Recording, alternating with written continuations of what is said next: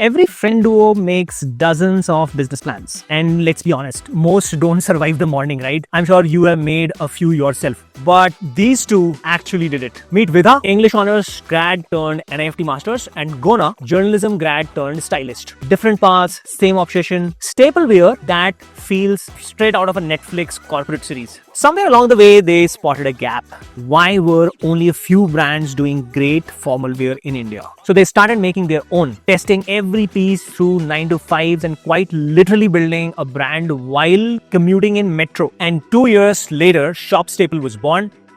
So, just so you know, this isn't the end, it's only the beginning. Watch our full conversation with the duo behind Shop Staple and see how just two people riding daily metro can create an amazing brand without much ado.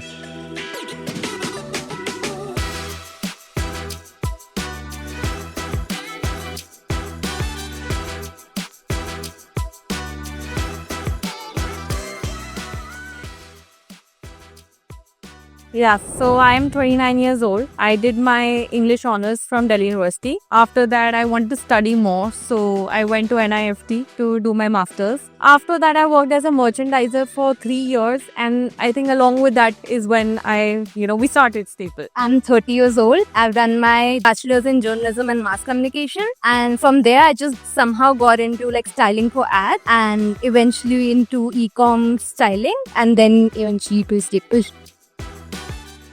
I think like both of us were doing our respective jobs in fashion. We have always wanted to have a fashion brand, I think, because of all the photo shoots that we used to do as children.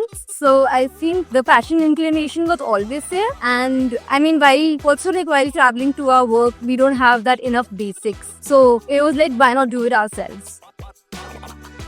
I think it took us more than a year from talking about the brand, like how it should be, what it would be about, and then like eventually getting to the sampling part.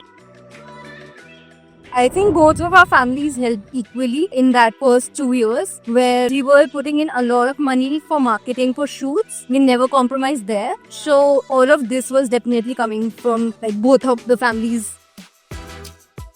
Always finding new fabrics and new colors is also quite challenging.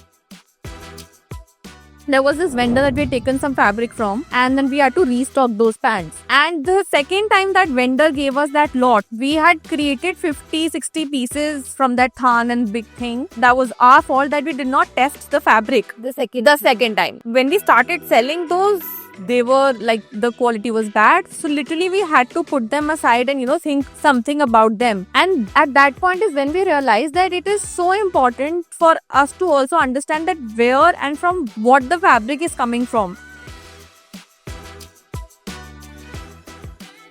Product has to be the hero here. Okay, even if my story is great and people buy my story, will they come back again? No. So the thing is, the product has to be great. I think we at that point did not understand the value of building a team, one. And I think second thing was performance marketing.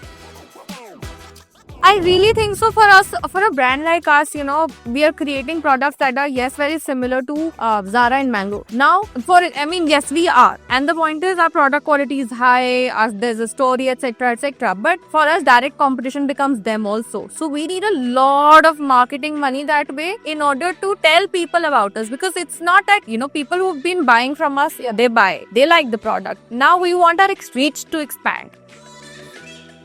I think bags is something because I feel that we would love to branch out in that position. Studio called It's Payal Khandwala.